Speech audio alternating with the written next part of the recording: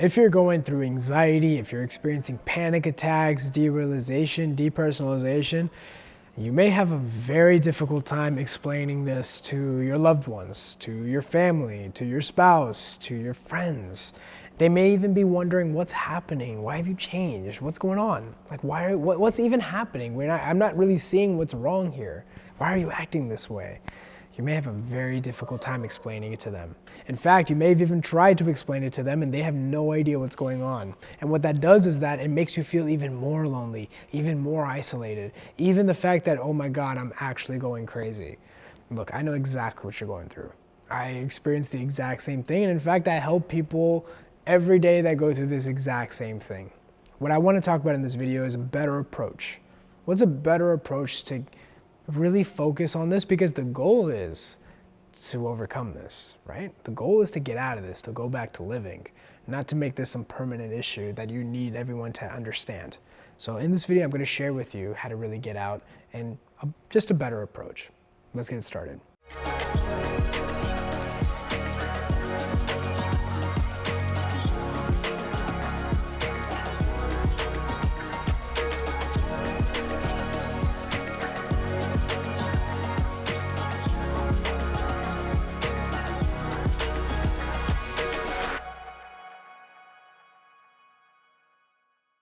So a lot of my anxiety recovery, well, let's frame that.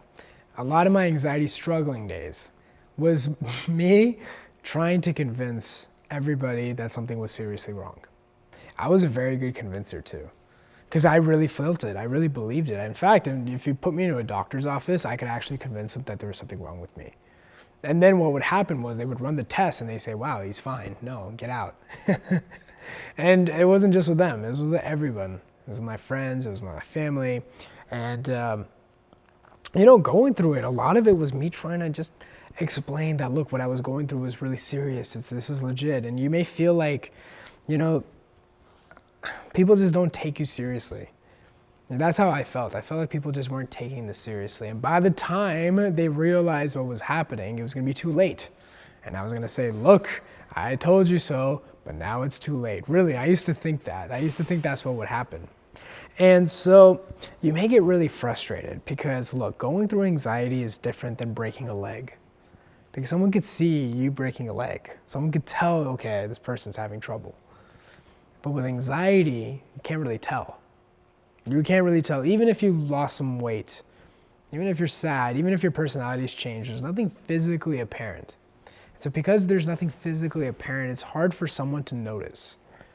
Because a lot of anxiety that you're experiencing is experiential. It's focused more on, I'm feeling these symptoms, these thoughts, these feelings of unreality, the emotions, right? No one can feel these things. They can only see based on behavior. So they'll see how you're responding and they'll say, why is this person responding out of proportion, right? What they're not seeing is that you're responding in proportion to how you feel. So that's very difficult. So how do you go about it? What do you do? What do you do when the people around you don't really understand?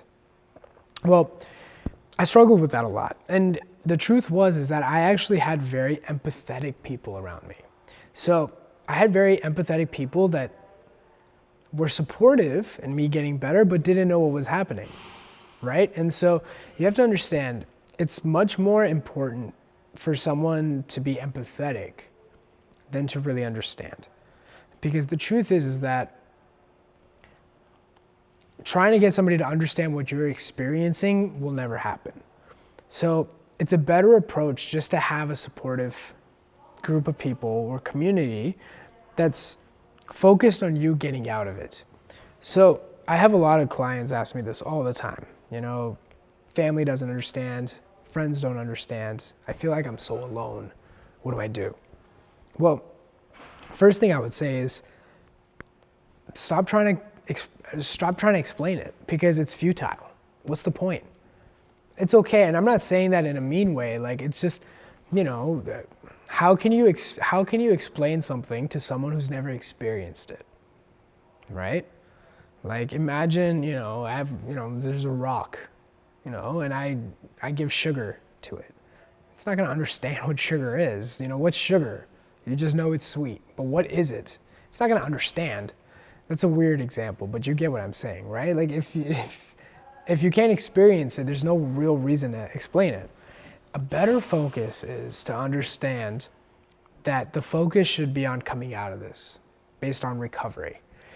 And the truth is that recovery is still within your hands, whether you have people that understand you or not.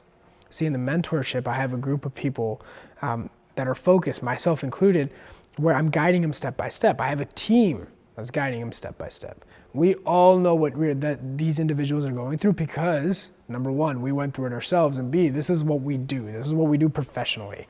We get people out, we get them back to living. But even though we understand what's happening, recovery is still on the individual, not me, it's on the member. I can only show them the way. In the same way with you, even if people don't really understand it, recovery is still within your hands. And that's what you want. You know, if I said, hey, would you like to recover? Would you like it to be in your hands? You would say yes. And so trying to find a community, really, I find who, unless someone's gone through it, they won't understand. You know, once you find somebody who's gone through it, they'll fully understand. That's why, again, we have this mentorship. But, you know, if someone hasn't gone through it, I find it is futile. They can be, and I'm not saying this as a way of, you know, they don't care or anything. Of course they care. They are very empathetic. They can be very supportive. I still say till this day, the only way I could recover was through the support of my family members, even though they didn't understand what was happening. They still were supportive. They still were. So just because because they didn't understand doesn't mean they weren't a huge part of my recovery. Doesn't mean that they didn't want different things for you. They also want you to be happy. They want you to go back to living. They don't want you to go through this because you going through this, they feel it too. You know, they see it. You know, it's not nice to see your friends or your family or someone you loved one go through something. I feel like I can feel it when someone does that. I'm very sensitive to that kind of stuff. And so just know that everyone still has your best interest. But trying to get them to understand something that they haven't experienced is, again, it's futile. It's much better to expend your energy in your own recovery. Focus on what you need to recover, what you need to do, because at the end, the recovery's in your hands. You know, the same way for me, even when I'm guiding people, I know everything that they're going through. I know exactly, I not only know where they're going to be in the next step, but I know them 4 steps down. I know what they're going to struggle with. I know it. And I can just tell them how to focus and I guide them step by step, but recovery is still in their hands. It's the same way with you. Recovery is still in your hands. So, you know, the focus should really be on focusing on long-term freedom, not short-term comfort. And, you know, having a supportive community, but recognizing recovery is in your hand. There's no point of telling somebody something 50 times if they haven't gone through it. You know, I know a lot of anxiety sufferers, myself included. Look, I was guilty of this more than anybody, which was I was a broken record talking about my anxiety. I would talk about it I had a very close circle that I would talk about it. I wouldn't talk about it outside because I didn't want to deal with the stigma. But with those close people, I felt bad for them because that's all I would talk about. Anything we'd talk about, you know, weather's great. Oh yeah, you know, like my morning anxiety got really rough. I would talk about it to anyone and anything. After a certain point, I mean, you know, they got frustrated by it. I kind of don't blame them, to be honest with you. But they were still supportive. It still guided me. And in fact, a lot of my recovery was due to their support, even though I took the steps, even though I focused on recovery, even though recovery was my responsibility. So I hope this video helped. I hope it gave you some insight.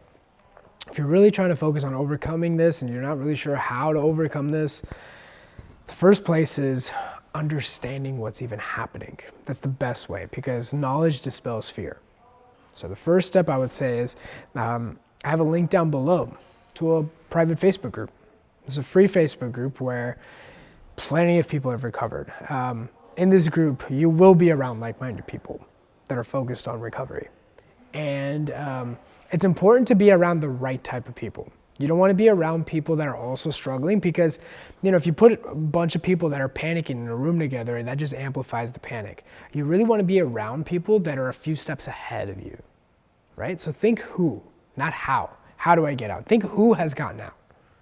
Follow their guidance. That's the key. You want someone that's a few steps ahead.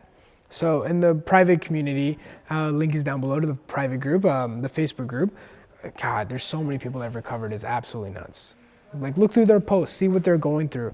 When you hit the link to join, it's going to ask you 3 specific questions. When you answer those 3 questions, it's very important that you answer those 3 questions to the best of your ability. We've been running this group for a while. We've gotten incredible results. The quality of it is probably, it is the best Facebook anxiety community out there, bar none. And we've done that because we've really maintained the integrity of it. So we are very picky on who we allow. So if that's you, answer those 3 questions to the best of your ability. And that's at least a starting point. Focus on that. And anyways, I hope this video helped, and I'll see you in the next video.